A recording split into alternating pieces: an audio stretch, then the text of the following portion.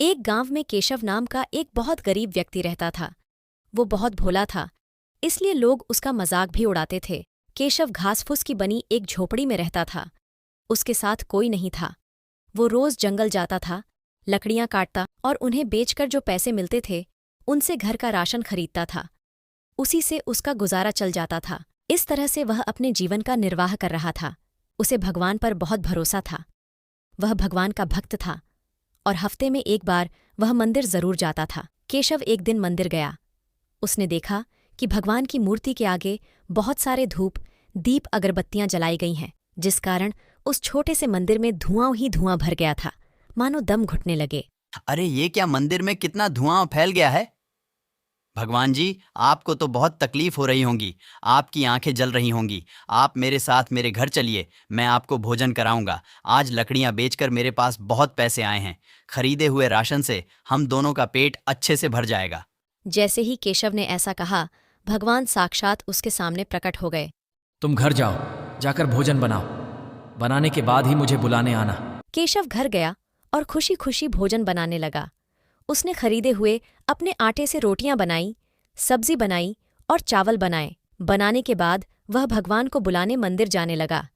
तभी रास्ते में पीछे से एक बच्चे ने उसका हाथ पकड़ लिया और कहा, मैं कल से भूखा हूँ, मुझे बहुत भूख लगी है, क्या आप मुझे खाना दोगे? केशव को उस बच्चे पर दया आ गई। वह उसको अपने साथ झोपड़ी में ले गया और उसको खुशी खुशी खाना खिलाया।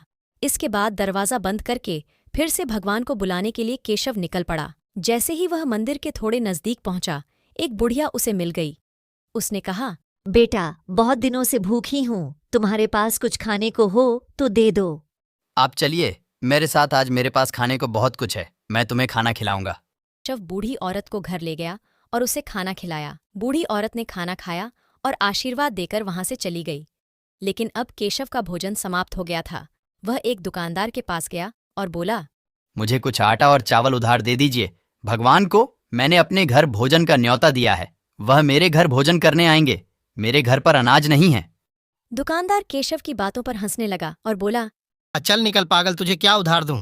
केशव दुकानदार के आगे गिड़गिड़ाने लगा। फिर दुकानदार बोला, ठीक है, मैं तुझे सामान दे दूंगा, पहले तुझे कुछ मजदूरी का काम करना होगा। यहाँ बाहर कुछ बोरियां पड़ी हैं, इसे उठाकर अंदर रख दो। केशव ने बोरियां उठाकर अंदर रख दी और बदले में कुछ अनाज और चावल मिल गए।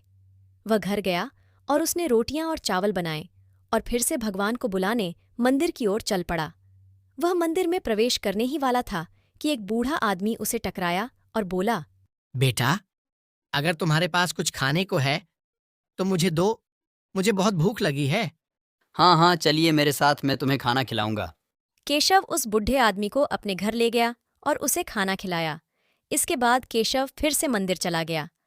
अब की बार वह मंदिर पहुंच गया।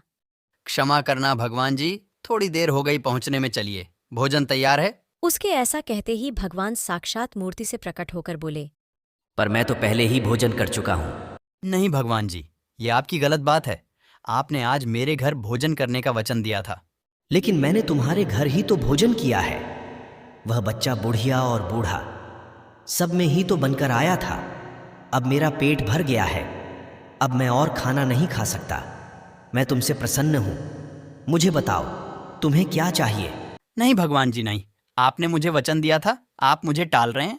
केशव जिद करता ही रहा। उसकी जीत से हार कर भगवान जी बोले, ठीक है, तुम चलो, मैं आता हूँ। केशव घर पहुंचा, दरवाजा खोला। जैसे ही उसने पीछे मुड़कर देखा कि एक प्रकाश पुंज उसके सामने खड़ा है। भगवान उसके घर खाना खाने आए थे। केशव ने थाली में भोजन डालकर दिया। केशव, तुमको भी मेरे साथ मेरी थाली में खाना खाना पड़ेगा। केशव मान गया और दोनों एक थाली में खाने लगे। इसके बाद भगवान उसे आशीर्वाद देकर वहां से चले गए। उस दिन के बाद से केशव के दिन ही बदलने लगे। उसके सारे दुख दूर हो गए। उसके पास अब सब कुछ आ गया था। उस गांव का साहूकार बहुत लालची और कपटी स्वभाव का व्यक्ति था। उसने देखा, केशव अब इतना खुश क्यों है और इसके पास इतना सब कुछ कैसे आ गया। उसने केशव से ही जाकर पूछा। केशव ने उसे सारी बात साफ साफ बता दी, क्योंकि उसका दिल साफ था। अच्छा, तो ये राज है, मैं भी भगवान जी को न्योता देकर आता हूँ। ऐसा कहकर साहूकार मंदिर गया और उसने भगवान से कहा, भगवान जी, आज आप मेरे घर खाना खाने चलिए। आपने केशव के घर तो भोजन कर लिया, अब मुझे भी अवसर प्रदान कीजिए। भगवान मूर्ति से प्रकट होकर बोले, तुम घर जाओ, जाकर भोजन बनाओ, बनाने के बाद ही मुझे बुलाने आना। साहूकार घर गया।